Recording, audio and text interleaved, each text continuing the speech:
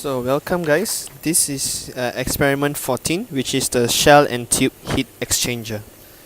So to begin with this experiment, we will first make a quick inspection of all the valve to make sure that it's all closed before we set up the experiment. So to begin with the experiment, we will first on the switch for all the heaters, the pumps and the main switch. And after that is been on, make sure to check that the different pressure indicator, the flow indicator and the temperature indicator is all working. So now I'll explain a bit about what the indicator means. So the first indicator, which is the different pressure indicator, the number 1 indicates the hot water, whereas number 2 is the cold water. For the flow rate indicator, number 1 is the same thing, is the hot water, whereas number 2 is the cold water. Moving on to the temperature indicator, it's a bit different.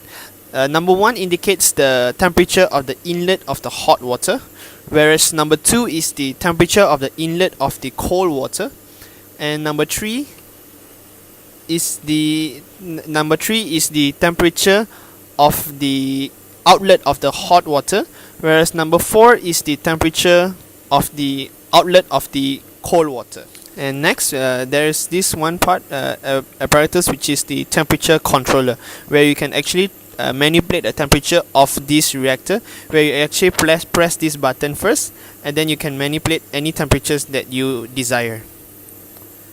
Okay. In addition to that, the temperature of the water can also be obtained manually, where you can see it from the meter here. This is T1, this is T2, this is T3, and the final one is T4. So you must be wondering, how do we manipulate the flow rate? So to manipulate the flow rate for the cold water, we will move this valve here to manipulate the flow rate. Whereas to manipulate the flow rate of the hot water, we will use this valve. So basically, this experiment is broken down into 3 sub-experiments. The first one is where we will measure the effect of cold water flow rate on the heat transfer coefficient at the constant hot water flow rate, whereas the second experiment will be the effect of hot water flow rate on the heat transfer coefficient at a constant water flow rate, and the last experiment, which is the effect of, we will be measuring the effect of hot water inlet temperature on the heat transfer coefficient at a constant hot water and cold water flow rate. Now, for the experiment 14A is the effect of cold water flow rate on heat transfer coefficient at constant hot water flow rate.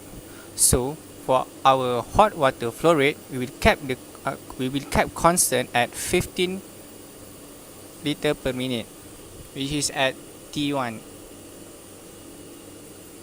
Then we will vary the flow rate of cold water that will be kept that will be recorded in the table, which is 5, 10, 15, 20 and 25 at the 2. Then we will record the temperature of inlet hot water at T1, inlet of cold water T2, outlet of hot water T3, outlet of cold water T4.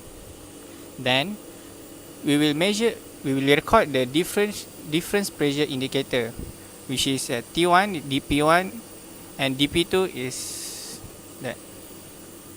So for the next experiment, which is experiment 14B, the effect of hot water flow rate on heat transfer coefficient at constant cold water flow rate. This has the same procedure as the last experiment, which is experiment 14A, which is we will keep constant of flow rate, which is cold water, at T2, which is at 15 liter per minute. We will vary the flow rate of hot water, which at T1, flow rate of hot water which at T1.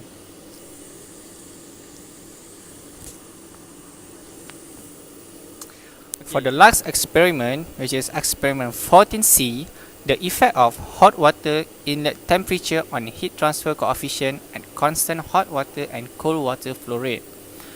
Okay, for this experiment, we will vary the temperature. So the temperature we choose is 50, 55, 60, 65, and 70 degrees Celsius. The hot water flow rate we will keep constant at 20, which is at T1, and the cold water flow rate we will keep constant at 12 liter per minute, which is T2. So that's all for our experiment 14, which is shell and tube heat exchanger. Thank you.